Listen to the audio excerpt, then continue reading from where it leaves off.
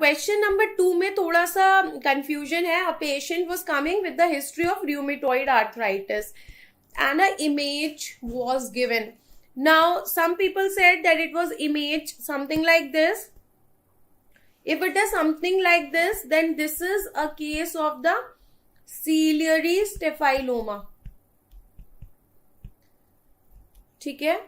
And some people said that image was blackish, which actually makes more sense to me. Then this is a case of the scleromalacia perforans, because rheumatoid arthritis is also related with something scleromalacia perforans. So anybody can comment. Suppose I say this is your picture B and this is your picture A. Which picture came actually? Ciliary staphyloma or scleromalacia perforans? Corneal dystrophy हो गया वो वाला. ठीक है. So can you suggest me कौन सा image था? If it was staphylomas, so you know we have discussed these staphylomas. What are staphylomas? These are your bulging. Blackish था पक्का. It is the bulging of the. No first image was given, ma'am, as far as I remember. See, again there is a mixed response. मुझे नहीं पता कैसा था, but I am trying to explain you both. अगर देखते हैं स्टेफाइलोमा में we will have the bulging of the outer tunic of the eyeball. So whenever we have the bulging of the outer tunic कौन सा होता है? The fibrous coat.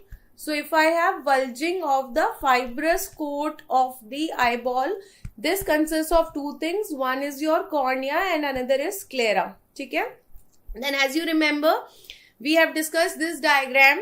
See, I can divide this with respect to equator, है ना? So if it is anterior to the equator, then this will be your anterior staphyloma. If it is posterior to the equator, then it is posterior staphyloma. If you are getting bulging exactly at the equator, then it is equatorial. अब जो scleromalacia perforans, please try to recall the other options also. Do you remember? No, I don't think ciliary staphyloma is related with the rheumatoid arthritis, and that is why I was saying that the second picture is making more sense for me. And if you remember what were the two options, please let me know. I could not get this. Second picture है sure. तो अगर second picture था, I think one was malignant melanoma. कोलोमा था या नहीं था ये नहीं पता. Now if you see how can you divide the scleritis, this we have done. It is the inflammation of sclera. Now again I can divide this into anterior and posterior, and it is the anterior scleritis which is more common. 98% में anterior होता है. Now anterior can further be divided into non-necrotizing as well as necrotizing. And non-necrotizing में it can be nodular or diffuse. So it is actually this diffuse scleritis which is the most common. As far as the most common is concerned, then it is this. Now when I am talking about the necrotizing में it can be with inflammation or it can be without inflammation.